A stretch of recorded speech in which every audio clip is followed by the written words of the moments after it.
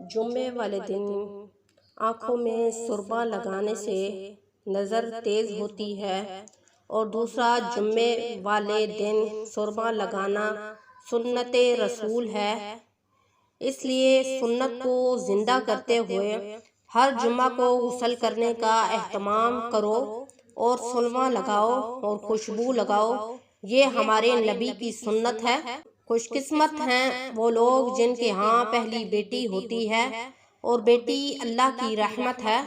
آپ صلی اللہ علیہ وسلم کا ارشاد ہے کہ جس شخص کی 3 بیٹیاں ہیں اور اس نے اپنی بیٹیوں کی کفالت ایسے کی جیسا کہ اللہ اور اس کے رسول نے حکم دیا ہے، وہ میرے ساتھ جنت میں ایسا ہوگا۔ شہادت کی انگلی کے ساتھ دوسری انگلی کھڑی کر کے بتایا کہ یوں میرے ساتھ وہ شخص کھڑا ہوگا۔ میتھی دانہ کلونجی رات کو پانی میں بھگو کر رکھ دیں اور صبح نہار منہ پی لیں، اس سے بدن کی خشکی دور ہوتی ہے۔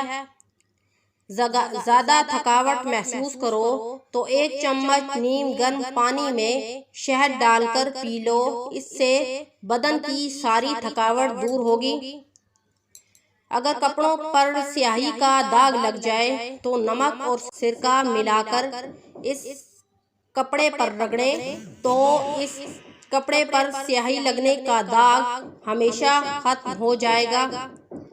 اگر دن بدن آپ کی آنکھیں پیلی ہونا شروع ہو جائیں تو آپ کو معلوم ہو جانا چاہیے کہ آپ کو یرقان کی شکایت ہے۔ گرمیوں میں شکنجی کا استعمال کرنے سے جگر کی گرمی دور ہوتی ہے۔ روزانہ صبح ناشتے میں دہی کا استعمال آپ کی صحت کے لیے بہت مفید ہے۔ صبح نہار منہ اجوائن کھایا کرو، 100 سال تک بڑھاپا نہیں آئے گا، ہمیشہ جوان رہو گے۔ گرمیوں میں روزانہ دن کے وقت لسی کا استعمال کیا کرو، ہمیشہ خوبصورت اور جوان رہو گے۔ گرمیوں میں زیادہ چائے پینے سے کمزوری ہوتی ہے۔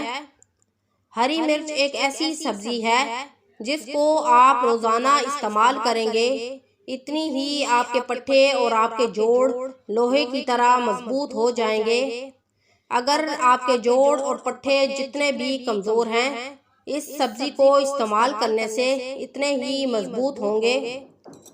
کچی ہری مرچ کے بیج کھانے سے آپ کو کبھی بھی کینسر نہیں ہوگا۔ غصہ انسان کی عقل کو کھا جاتا ہے۔ اگر آپ کو گھر میں گھٹن محسوس ہو رہی ہو تو تھوڑی دیر کے لیے گھر سے باہر نکل جایا کرو اور چہل قدمی کر لیا کرو، اس سے صحت اچھی ہو جاتی ہے۔ جو لوگ رات کو کھانا کھاتے ہی فوراً سو جاتے ہیں، ان کا معدہ کام کرنا چھوڑ جاتا ہے اور معدے میں کمزوری پیدا ہو جاتی ہے اور جوڑوں کی تکلیف شروع ہو جاتی ہے۔ صبح اٹھتے ہی مسواک کیا کرو۔